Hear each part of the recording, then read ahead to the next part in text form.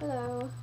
I just thought I would talk a little bit about crying, and I know that there was kind of advice years ago, probably from our parents' generation or before, to let a baby cry it out. Um, and there's so much information that's come out since then that really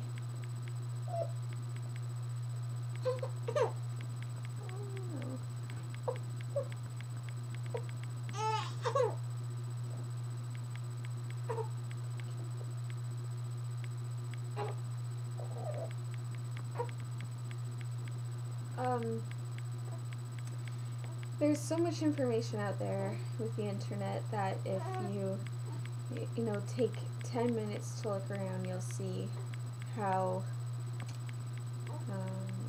negative it is to let your baby just cry. Because from a baby's perspective, they come into this world with absolute dependency on us, and their only way of communicating is through giving cues, nonverbal cues, and a lot of the time that's crying. So if they're hungry, then they start to cry, and if that need isn't met, they cry more, and it's just so sad to think of this little being who is getting used to the world and kind of seeing what it's all about, being forced to cry all alone in the dark, often at night, just hungry and wanting someone to respond to their needs. Especially because breast milk is digested within about 2 hours, so some babies like to eat more frequently than 2 hours because they don't like to get to that hungry point. They just like to top it up. So ignoring that cue of hunger is just like if your husband was a paraplegic and in the next room and saying, "Oh honey, I need your help, I need something," and you just ignored him, and then it got worse and he started saying, "Seriously, I need help here," and you just kept on ignoring him. You would never do that to your partner. So why would you do that to your little baby? It's even worse to do it to a baby because babies don't have language to communicate or to express frustration.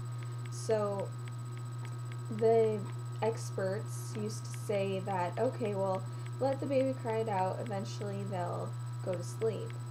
And okay, yeah, they may eventually go to sleep, but at what cost?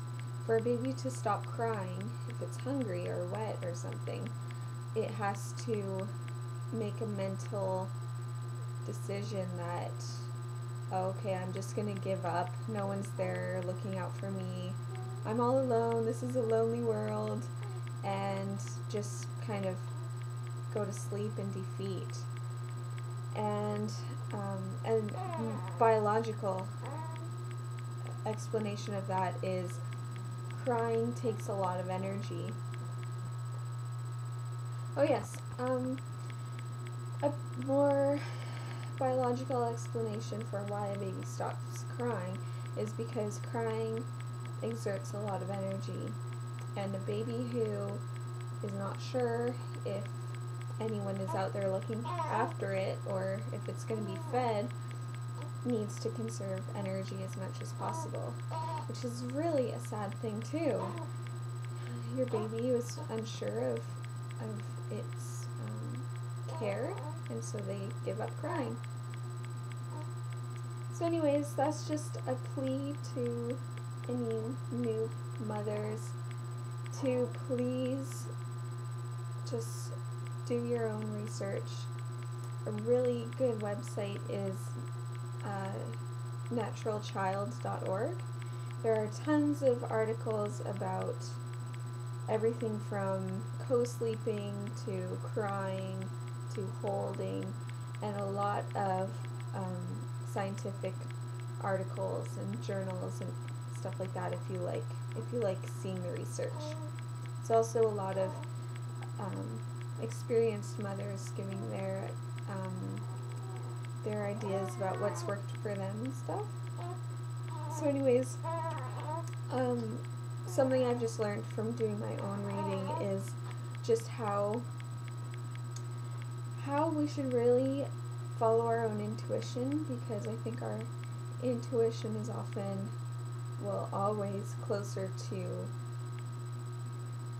the real answer than expert advice out there, because we can see that the expert advice changes from year to year, decade to decade.